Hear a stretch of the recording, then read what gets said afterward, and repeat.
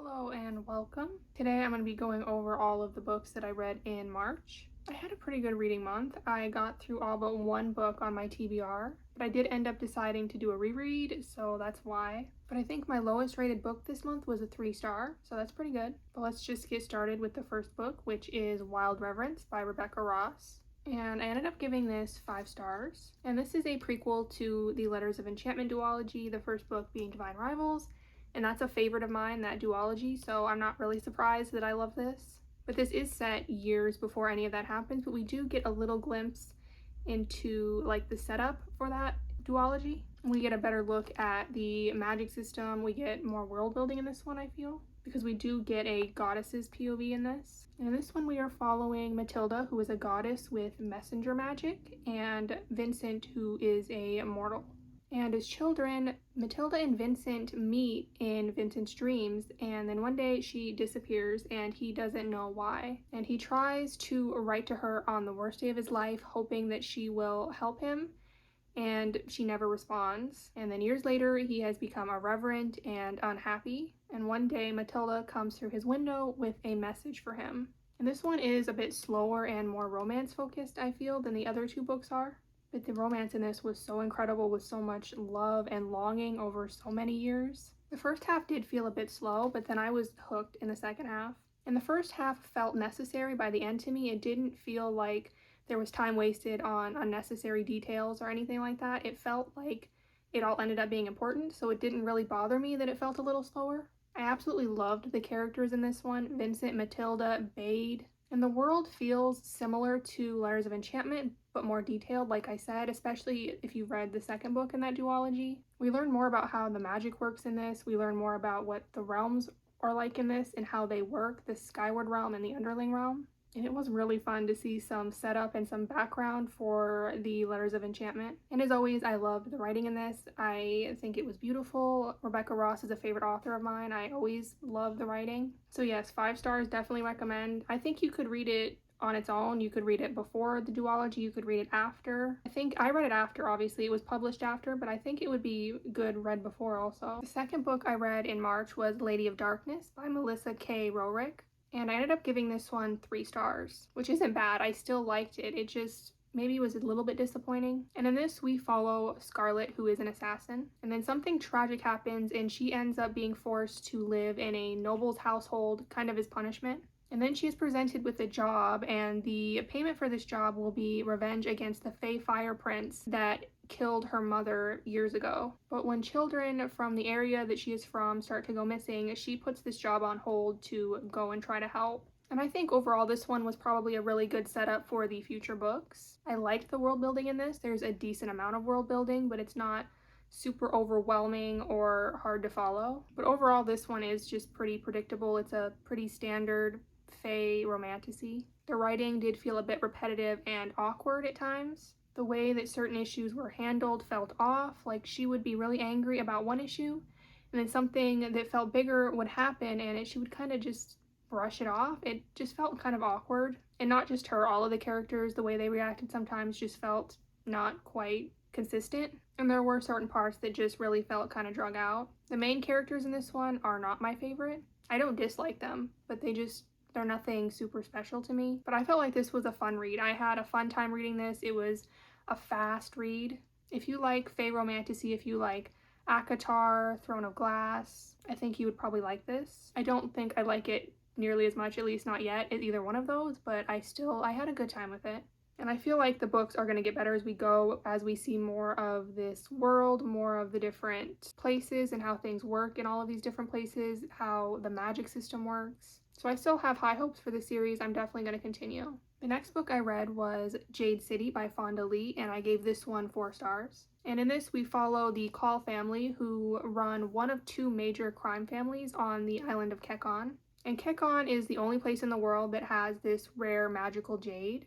This jade gives superhuman abilities, and only certain people can handle the effects of this jade, and in varying degrees. Like some people wear a lot of jade, some people just wear a little. It depends on their tolerance. And then conflict arises with the other crime family, and they prepare for the possibility of a war. I thought there was really great world building in this. I I think we had an interesting magic system with this Jade, a really unique magic system.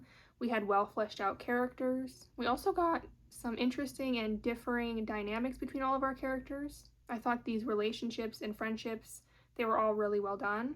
We really got to see a lot of the political system and how things work with that, how things work within these crime families. But this one is definitely more plot driven and slower, but I feel like it was really well written. It flows nicely, things are explained well, but it's not too overly detailed. And I think this was a really good setup. I have a feeling the next two books are going to be a lot more intense. So I'm definitely going to be continuing. I'm really excited to continue. I feel like an urban fantasy with a unique magic system. It really gets into the politics of things, the dynamics, the world building. I think you would like this. The next book that I read was Emily Wilde's Compendium of Lost Tales. This is the third and final book in the Emily Wilde trilogy, so I have finished up a series I was in the middle of, which feels great, but I'm also really sad to be done with it, and I gave this one 5 stars. And the first book in this series is Emily Wilde's Encyclopedia of Fairies, and in that one you are following Professor Emily Wilde, and Emily is creating the first ever encyclopedia of fairies. And her research takes her to a small village to study some of the fae there that are called the Hidden Ones. And then while she is there, her work rival Wendell Bamblebee shows up and involves himself in her research. So we're watching her adventures trying to study these fae. And then the next 2 books also follow her adventures. We are following her as she makes a map of all of the doors to fairy in the second book. And then the third and final book is the Compendium of Lost Tales, where she's creating a book of all of these lost fae tales. And in this third book, we get to see more of the fae realm and how things work there. I really liked that. I really liked the plot in this one. It felt a bit darker. They all have some dark moments, but this one, I really liked it. It felt like we got more into that darker side of the fae. I love that we get snippets of some of the characters from the past books. Poe and Snowbell in particular are favorites of mine. And Emily and Wendell are favorite characters of mine now. I will miss them. And Emily is she's kind of forward and cold, but you see through her journal that she is actually really caring, and I really loved her. I think she was a really fun character. And then Wendell, it took me a little bit longer to warm up to him. He's kind of selfish and manipulative to everyone but Emily. But by the second book, I really loved him. And this is written as Emily's field journal. And like I said, she's kind of forward and cold, and the writing feels kind of dry. So if you don't like that, maybe this isn't for you, but I had a really fun time with it. I'm really sad that it's over, but I am glad that I read it. I know Heather Fawcett just released a new book. I'm hoping to read that soon as well. So I definitely enjoyed this. If you think you would like a series where you're kind of following a new adventure in each book, I mean, they all have a connection, but we do kind of have a new adventure in each one with some interesting and unique characters. I think you would really enjoy this. So next up, I read Shadow Princess by Caroline Peckham and Suzanne Valenti, and this is the 4th book, I believe, in the Zodiac Academy series. And I gave this one 4.5 stars. And in this series, we follow twins Tori and Darcy, who are long-lost fae princesses and heirs to the throne. And when they get to Solaria, to the fae realm, to Zodiac Academy, they find out that there's already 4 celestial heirs who were meant to get the throne. So these heirs are not happy that the princesses have returned, and they are trying to bully them out of this academy because if the princesses don't graduate, then they cannot take the throne. And I love this series. I'm always happy to be back. I rate each book a little bit higher than the last so far. I have liked each book a little bit more, which is always fun. I feel like this book is where the action really picked up. Things really start to get kind of crazy. It kind of feels like things have finally started to make sense. We finally started to get some answers in this book, which is nice. And I love the twins. I love Geraldine. I love Sophia. And I love seeing all of these relationships develop and getting a better understanding of some of the relationships that we already had. And this is just a really fun, bingeable series. And the ending on this one is insane. I'm really wanting to continue this one as soon as possible. If you think you would like a fun, bingeable, fae romantasy set in an academy, then I definitely think you would like this. And then next up, I did read Origins of an Academy Bully, which is actually a prequel in the Zodiac Academy series. But the reading order that I'm doing recommended to read it after the 4th book. And this is under 100 pages. I didn't give it a rating. It didn't really feel like much of a book on its own. It just kind of felt like it filled in some background information. But I did enjoy it, and I am glad that I read it. I do recommend reading it. And this prequel is about Darius and Orion back when Darius was like 14 and his powers were first awakened, and Orion was actually a student at the academy. I just felt like this gave good background on them. It helped to make more sense of their connection, both to each other and to other characters. It definitely felt worth the read to me. I kind of maybe wish I had read it after The Reckoning, which is the 3rd book. I don't know, I can't decide if I liked how it was kind of having that flashback and getting the information filled in, or if I would have liked to have already known that information. It does work either way, but once again, I definitely recommend this series. And then lastly, I read Divine Rivals by Rebecca Ross, and this is a reread, a favorite of mine, 5 stars. Technically, I finished this in April, on April 1st, but I read the majority of it, like 85% of it or something, probably more than that, I read in March. So I'm gonna count it in this. And I already know how I feel about it. I've already finished it before. And in this one, we follow Iris and Roman, who are journalists, and they are in a world where we have a god and a goddess that are at war. And Iris's brother Forrest leaves to join the fight, and she is struggling to support both her and her mother. And then Roman comes from a rich family, and his family kind of looks down on Iris and her family and just kind of feels like Roman should have just been handed this position. They are both fighting for the position of columnist. And Iris has been writing letters to her brother Forrest and slipping them under her closet door, and they have been disappearing, and she assumes that they are going to Forrest. But what she doesn't realize is that they are actually going to Roman, and he does not tell her that he's been getting these letters, but he does know that she is the one writing them, based off of things that she has said in these letters. Like I said, this is one of my favorites. I love seeing these characters again. Some of my favorite characters ever are in this duology. This is one of my favorite romance stories. It's so sweet.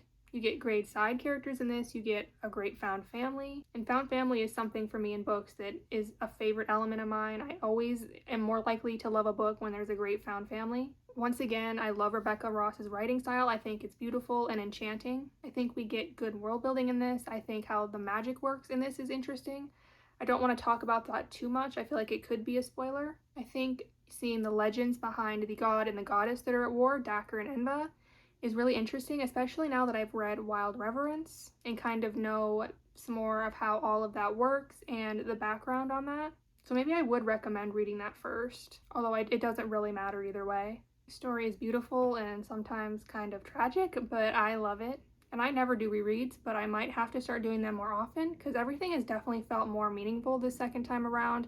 I've highlighted a lot more, I've noticed a lot more that I didn't notice the first time because I didn't know what was going to happen, and so I've been having a really good time with this, and I definitely plan to reread Ruthless Vows in April as well. But if you think you would like a beautiful, magical, enchanting story, really lovable characters that we see a lot of growth and change from, a great found family, and an interesting plot that really gets into grief and war, I think you would really enjoy this. That's going to be the last book on my wrap-up. I do have a Bookstagram now that I will leave in my description if you're interested. I will also leave my Goodreads, but I hope you all enjoyed this video, and if you did, please leave a like and subscribe. I would really appreciate it, and I hope to see you all in the next one.